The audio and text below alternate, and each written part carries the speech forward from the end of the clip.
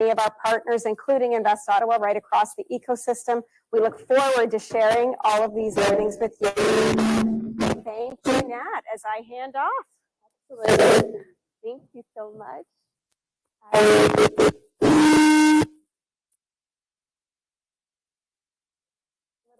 Test. I think we're good to go, and we'll probably just be getting our other panelists to tune in just a second.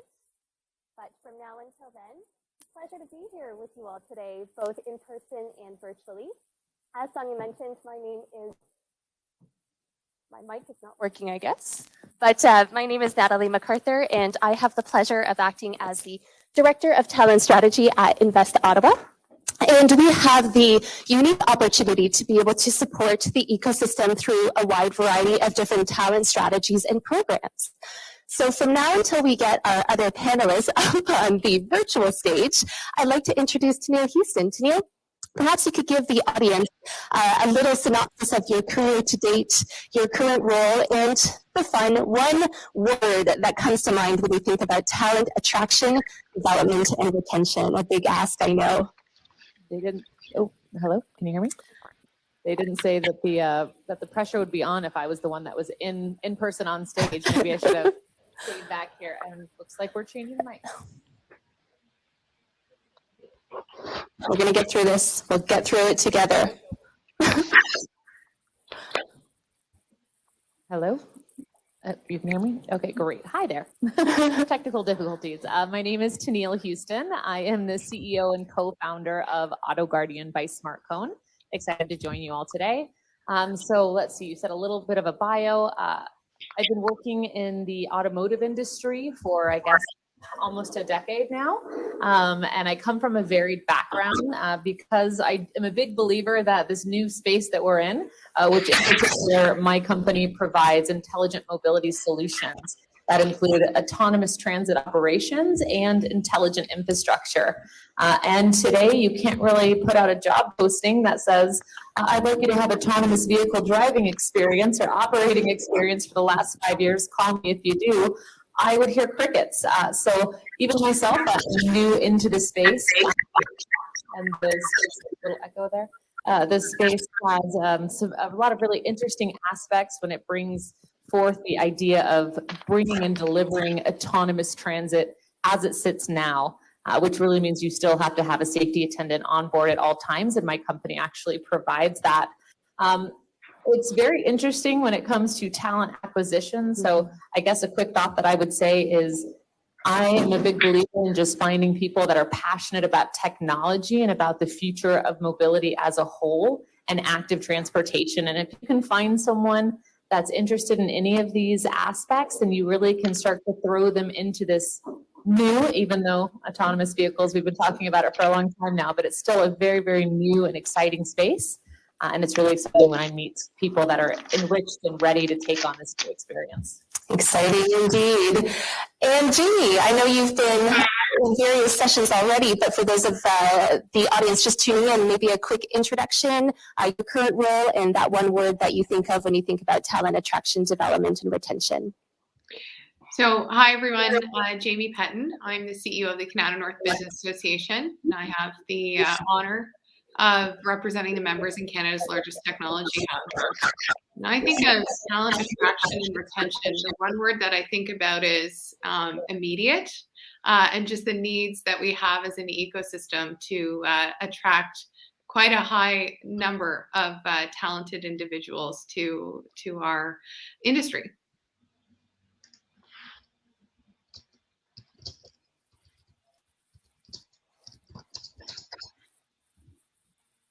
Grant, can you hear me? Oh, yeah.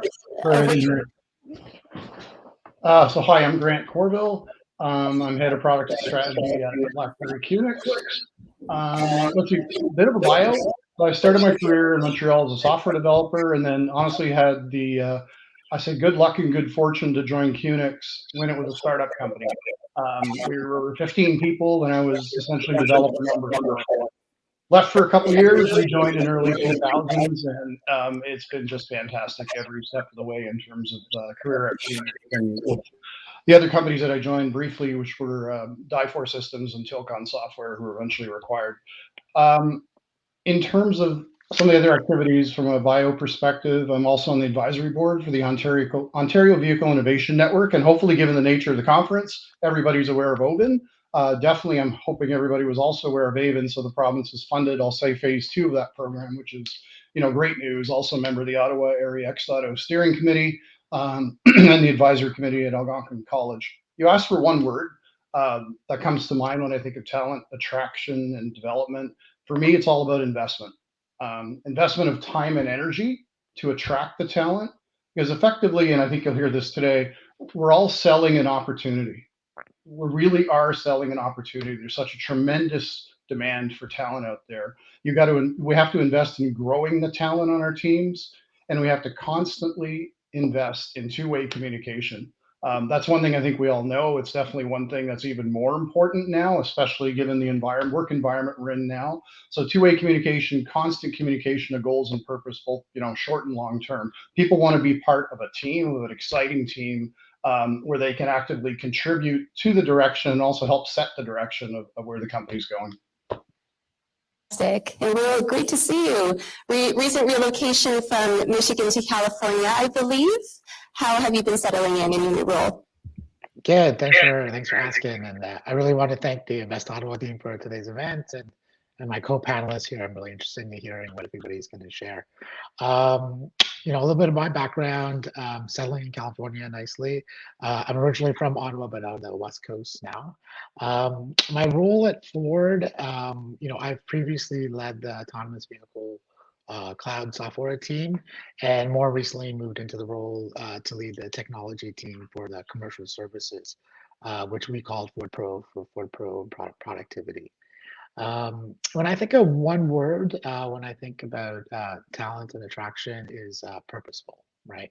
Often when I speak to folks who are looking for their next gig or in their current gig, how purposeful is the work that they're doing? How aligned are they to that purpose and the impact that it'll have on things that are important to them? So that's one thing I always check in my own career as well, and how I think about it with peers, people we attract, and as people think about their career growth.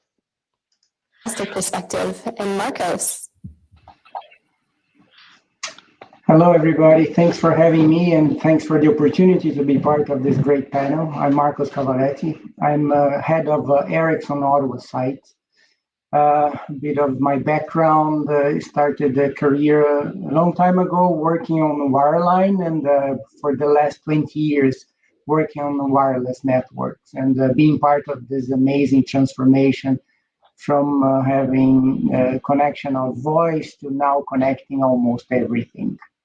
So currently I'm the head of Ottawa site. It's the largest R&D site of Ericsson in North America.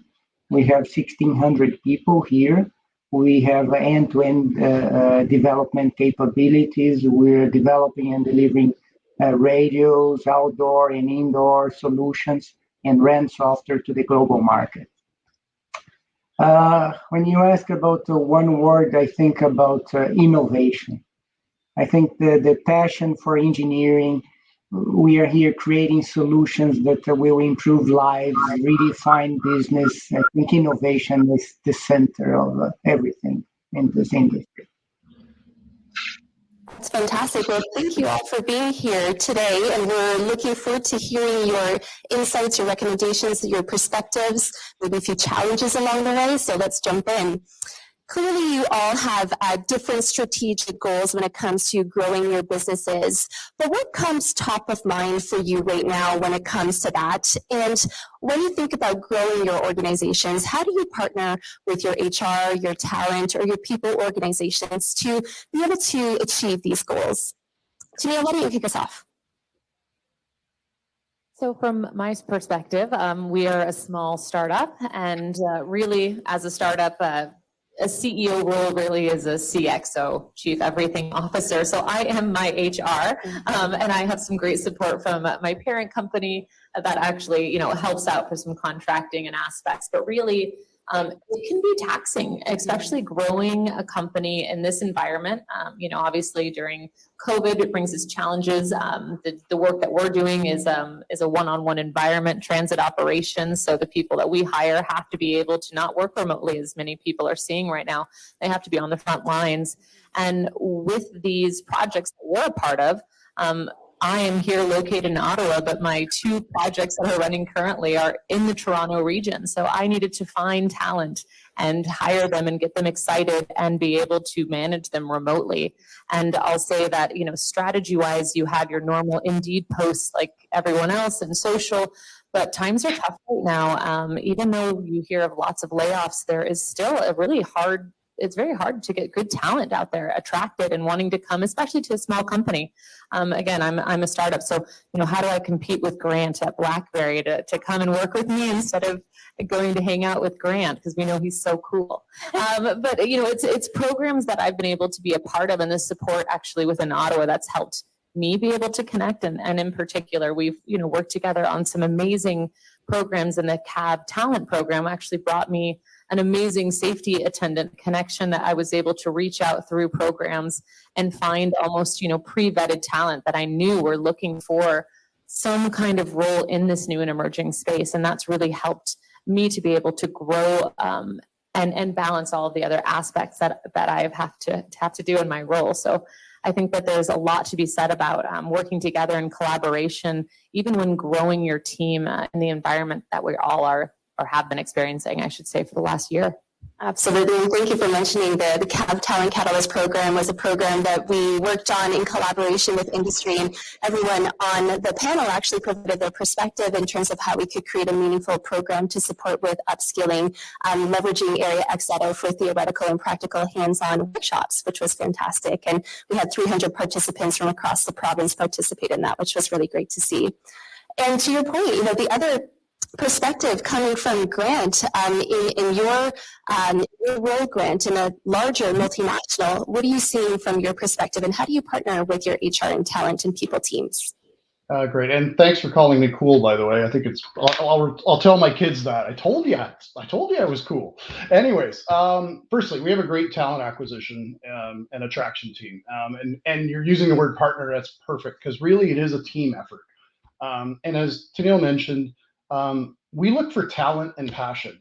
We have, of course, experience is awesome. That's great, but we really do look for talent and passion and try to attract the best talent wherever they may be. Obviously our focus was primary where we had offices. Now that's not make or break anymore. Being a global company, even supporting remote workers in home offices is absolutely fine. That's the nature of what many of us are living right now. So what used to be a make or break criteria no longer is, especially given, again, there's a huge skills shortage, I think, that we all recognize. In fact, pretty much every one of my customers that we talk to all echo the same thing: huge skills shortage, especially when it comes to software development related to connected and autonomous vehicles. So events like this are absolutely fantastic to share more information and really get people excited about it. I think each of us are, I'll say, keenly aware to promote the value of the role. It's really a candidate's market, I'll say. So when we're recruiting, when we're attracting talent, we all really need to promote the value of the role. You really need to have alignment of what they're looking for, promote the company, the team, the culture. We're fortunate in a sense with BlackBerry QNX that, we're in over 195 million vehicles, and we really do build leading edge and industry first software to enable our customers, Ford being one of them, so hi Rahul, to build these systems that are going to power our next gen connected and autonomous vehicles. So if you've got alignment in terms of where we're heading, what the candidate's looking to do. In fact, I interviewed someone this morning and I said, why are you looking around? And they said, I'm looking for something exciting. I'm looking for a new challenge. I want to be passionate about what I do. And he says, I don't have that where I am. So again, hopefully at the end of the process, you have that alignment of passion and excitement and bring them on board and then continue to nurture that. That's very exciting. I completely agree. Now, I think maybe over the course of your roles, you probably got into a bit of a rhythm, a bit of a flow in terms of strategic talent acquisition, and then COVID came. And we had to think very differently about how to hire remote workers, empower and collaborate with remote teams. Now we're talking about the return into the office. What has been your biggest aha moment as a business leader when thinking about this new way of working, and maybe thinking in framing a challenge and an opportunity? Jamie, what's your perspective? Thanks, Natalie. You know, I was thinking on this question a little bit this morning, and I don't know necessarily that it's the challenge more than the opportunity through COVID that's become very clear, especially here in Ottawa and in Kanata North, the technology park. The demand for solutions that are developed here in the park were increasing, ever more over the course of COVID because of their mission critical nature. We were talking about legacy telecommunications and next generation connectivity. Well, as the rest of the world left their office spaces and went to work from home, it's the technology that's developed here in Ottawa and in the technology park that's really enabled and powered that work from home dynamic over the course of COVID and now the hybrid capacity that we're all adapting to.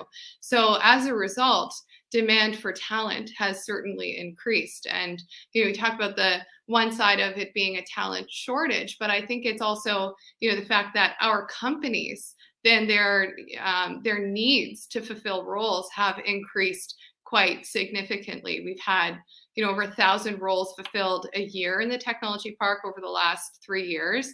There are today over 1,000 roles available here in Kanata North, Canada's largest technology park.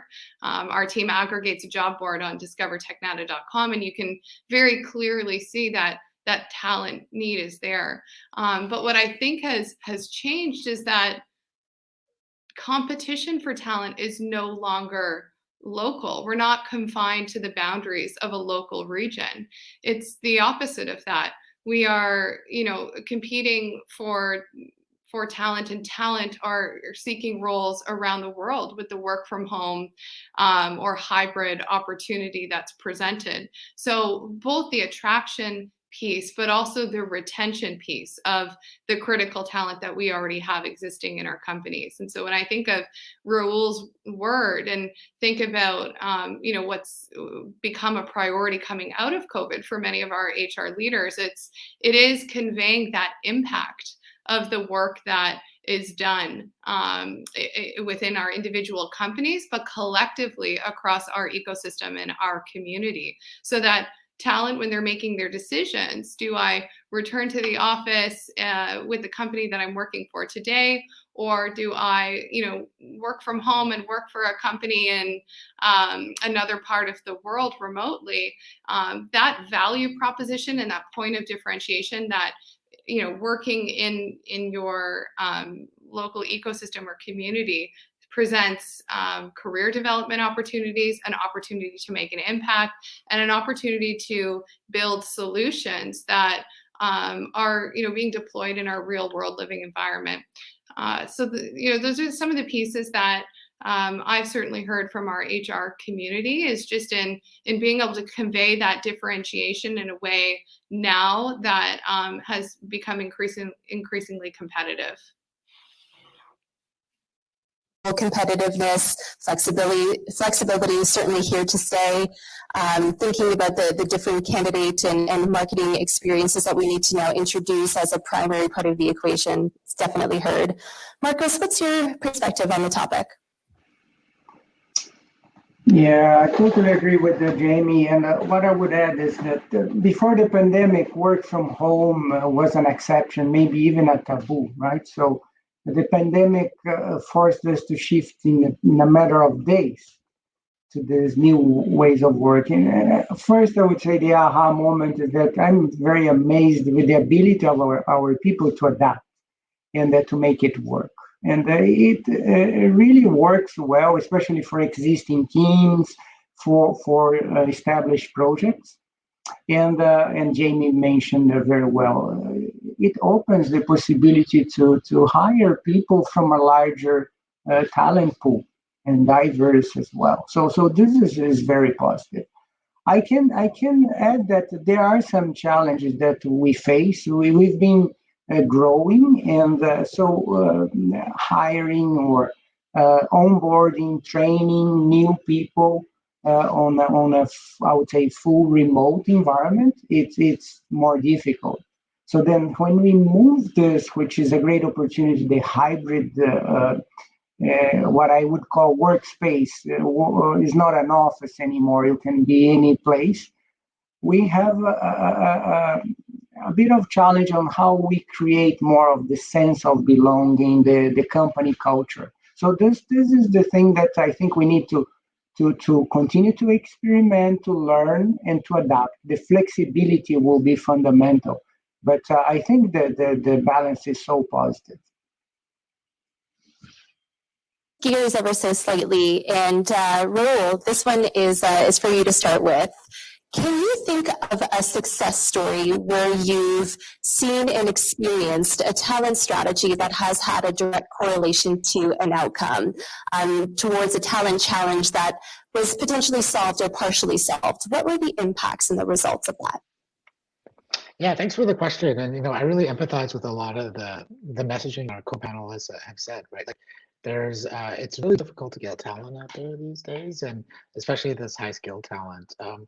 None of the panelists said it, but like sometimes I hear in the industry, like there's a talent war, right? Like there's a war for talent out there. And so, some of my folks, HR folks and people folks ask like, hey, how are we going to go about this talent war? And what I'm trying to do is change the conversation a bit of like, we shouldn't really see it as a talent war among the folks on this panel or others. It's like, we have to create an ecosystem where there's just more talent out there, right? I think, and we have to like work with the different parts of the community to get more talent interested and involved and skilled in here, right? So internally, like I always think about culture, right? You have to have a strongly inclusive culture, right? You might have people from different backgrounds, right? That want to work in this environment and give them purposeful work so that they feel that they have high productivity, right? And work in your environment. And for recruiting specifically, like we have something that I've used for a while is like, we just call it the 3 R's, right? So like recruiting, reskilling, and retaining, right? So from a recruiting perspective, as I think, Marcos and Jamie mentioned about COVID is geo, like you can recruit from different areas, right? And so it's not just about the comp band plan, right? When you go to recruiting and you talk to folks, a lot of folks have different options now, right?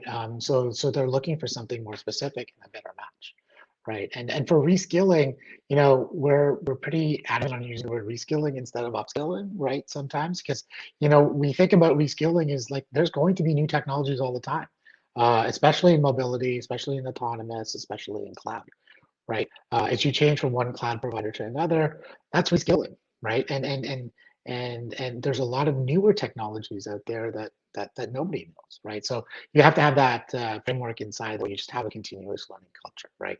And it's not just about taking courses; it's letting people try stuff they've never tried before, right?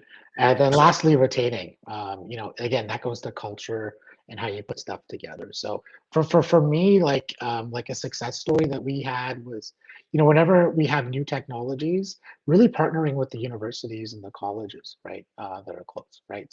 So working with them to build that ecosystem and saying, hey, we think we need more people with this type of skill set, right? Masters, undergrad programs, and we're willing to take them on. We're willing to take them on as interns. We're willing to take them on to help coach them and learn them and give them a good, safe environment where they could learn, right? And I think that's better for the community because somebody could go through their career and look for all 5 of us on this panel, right? Like people change jobs more frequently now, and I think we have to know that and understand it and be open that talent's going to move around, and it's actually good for the overall community. It's good for the overall technology base. So generally, kind of think of it as like, hey, how can we just like get the ecosystem in the community, like more people involved in the type of work that we do. Fantastic. And Tenille, what do you think?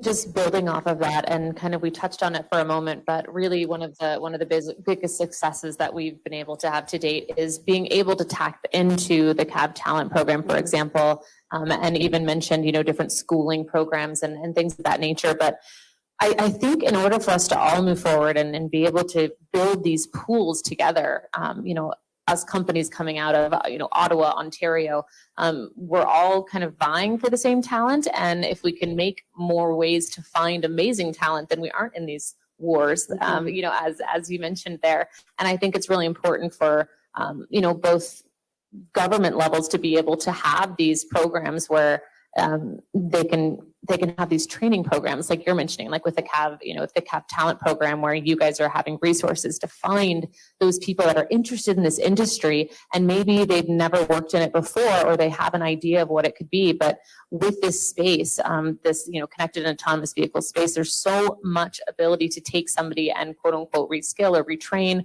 or have them and help them realize that there's a lot of connections between the last thing that they did and what they could potentially do if they get into this space. And then by them being able to get into it and be, on the playing field and seeing in action what they can do, it helps to push that forward. And for example, when we have these demos at Area X.0, which my company is involved in many, many times, sometimes we're out there talking about technology for what you'll see tomorrow, if you're on site, a mobile command unit with technology and sensors for, advanced alerting and awareness and situational awareness. And then you see something like the autonomous vehicle, the Lexus that's there with autonomous stuff, or the pod that's there from Arrigo. There are so many different aspects that you really have no idea that you could get involved in this industry without being there, and it exciting your passion and wanting to move forward and creating this pool to really dive into. I'll say that I just in the last month have hired on 6 different same role, but different projects, an onboard safety attendant to help operate these autonomous shuttles. And of that, I will say the easiest hire was the CAV 21 talent. I sent my job description over. They passed it through all of the people that had signed up for this program. And bam, I had a couple of resumes that were all great. And was able to hire someone, and he's been absolutely phenomenal. So I think we need more of this. We need more pools that we can dip into to help alleviate some of the pressure of HR for both small and large companies to really just grow this and grow Ontario. Wonderful. And for anyone that's interested in learning more about our talent program, you can visit workinottawa.ca to gain access to the services that Tenille is mentioning. And along that same vein, with the rapid speed of innovation and requirement for skills that are largely net new in so many different areas, what are some of the advantages and challenges when it comes to recruiting, developing, and retaining talent in the smart mobility space? Grant, why don't we start with you? Sure. So one of the advantages for us at BlackBerry QNX is really I'll say the unique nature of what we do. So the software that we develop for connected and autonomous vehicles, it really is unique in Canada. In fact, we're the only ones in Canada that do this. In fact, there are very, very few companies in the world that build what we do. So we develop software that's powering, today's vehicles, next gen vehicles. And we've also have introduced a number of industry firsts. So if people are looking for, an exciting challenge to make a difference, build out something and do something that no one else has ever done on the planet, that's something that, we provide and we can do and help our customers provide at the end of the day for the vehicles that they're building.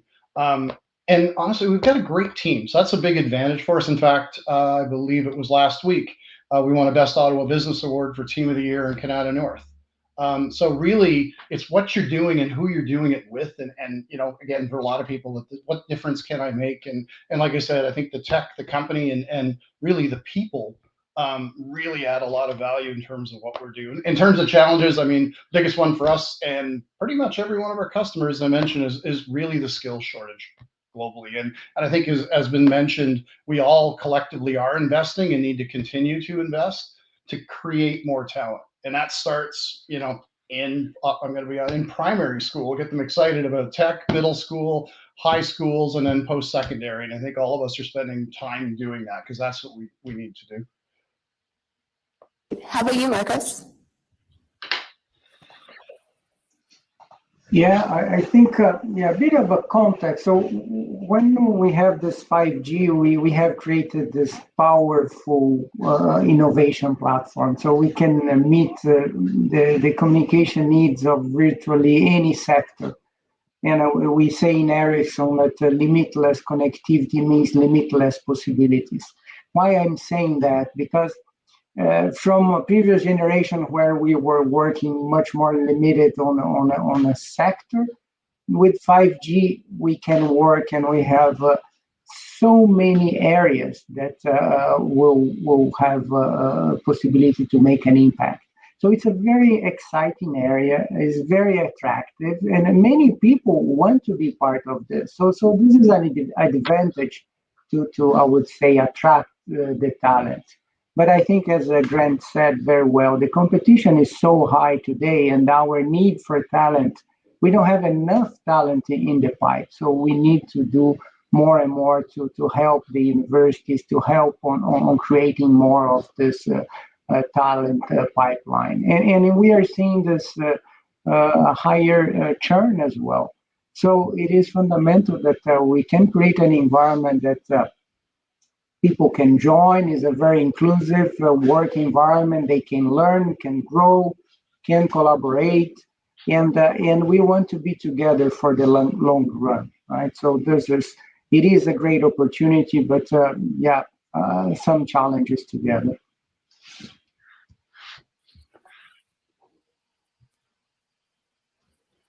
Rahul, did you want to take it over?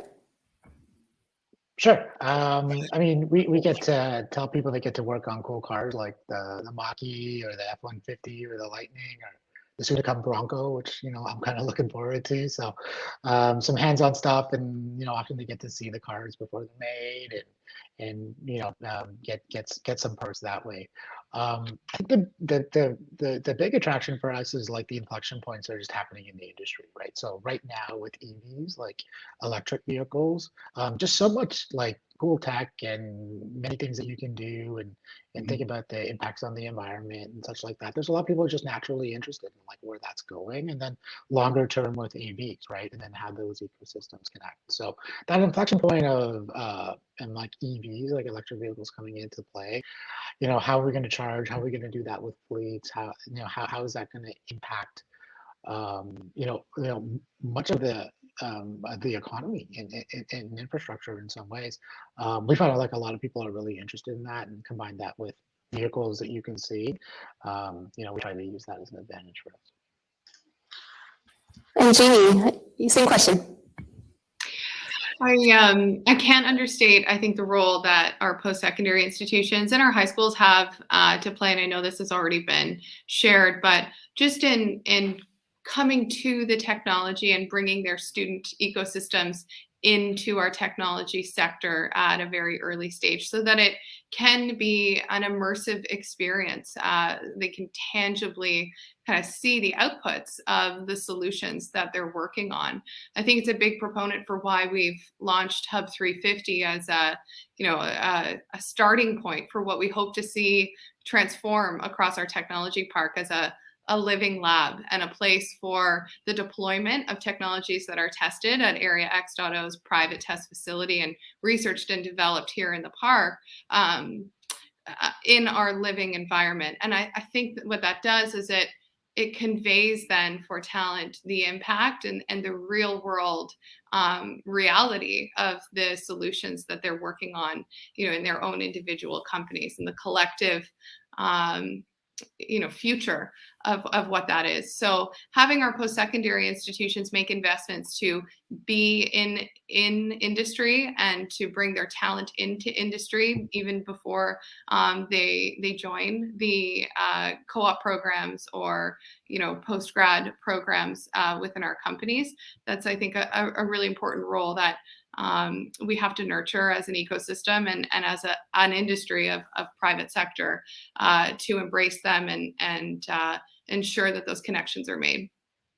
Brilliant. And Tenille, what are your thoughts? I would say the way that we are able to come back and the excitement of what we're doing is we're actually putting people on, in the role of actually being on the front lines of these vehicles. So the software is there, it's connected into the hardware, and we've now brought this autonomous low-speed shuttle with our company, out on a road, and we're having someone that can actually firsthand be the one that's there and on the vehicle and seeing people board and getting their viewpoints on what they think autonomy is versus the ride that they're taking and where they think it will go.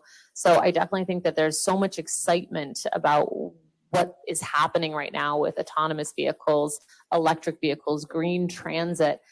So we're really able to find some people that are just excited to take that on and really learn about all the technology from the sensor systems through the autonomous systems and ADAS and everything in between, and then operate, collect data, and push that forward, knowing that what we're doing today and what we're actually a part of is going to help shape the future of mobility. With that comes challenges as well. We are operating brand new technology, and for example, we've said it many a times, but there is quite a bit of weather here in Ottawa.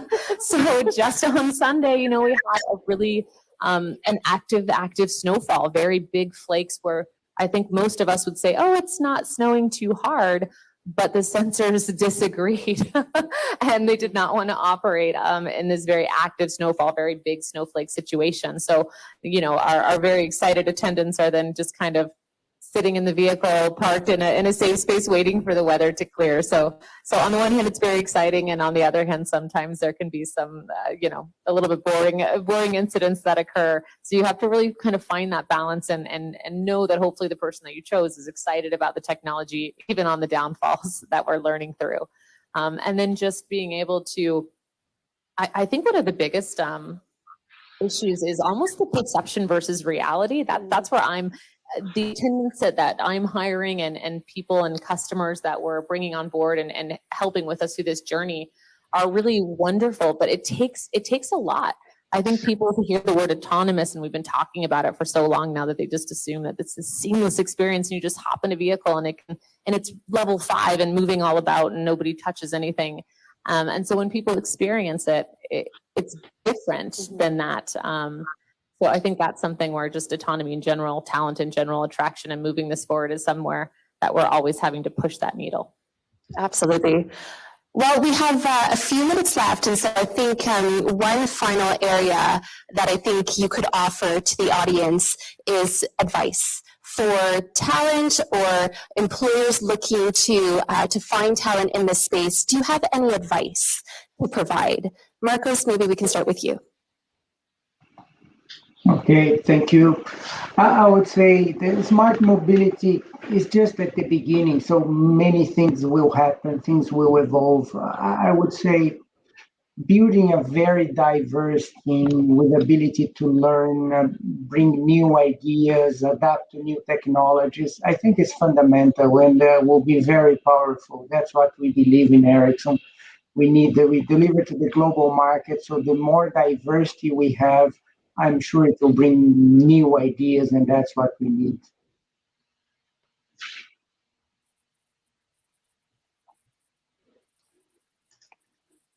Jamie, how about you? I think just embracing the power of collaboration. When I think about the 540 companies that exist here in the technology park and in Ottawa,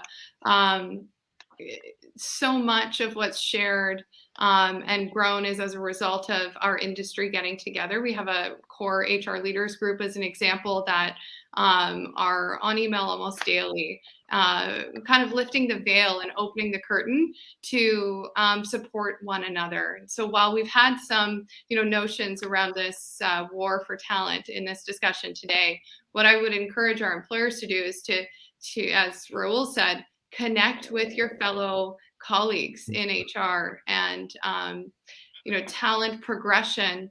There's likely talent that are hitting a ceiling in their companies that could potentially fill a role in yours. And so that whole self-sustaining ecosystem and the approach of really serving one another first and supporting one another to progress talent that we already have here in the ecosystem, I think is very important initiative that we can work on today as we wait for our next generation of talent to fill the pipe and get into our companies in the future. Definitely like to echo that collaboration is key. I think there's a lot that's being done out there, and why not work with one another to help move the needle forward. And really, when you find someone, I would say from experience, find someone that is passionate and excited first, because if you have that, then you know their heart's going to be in it and they'll be excited to learn and to grow with you as a company. And hopefully that will help your retention strategy overall.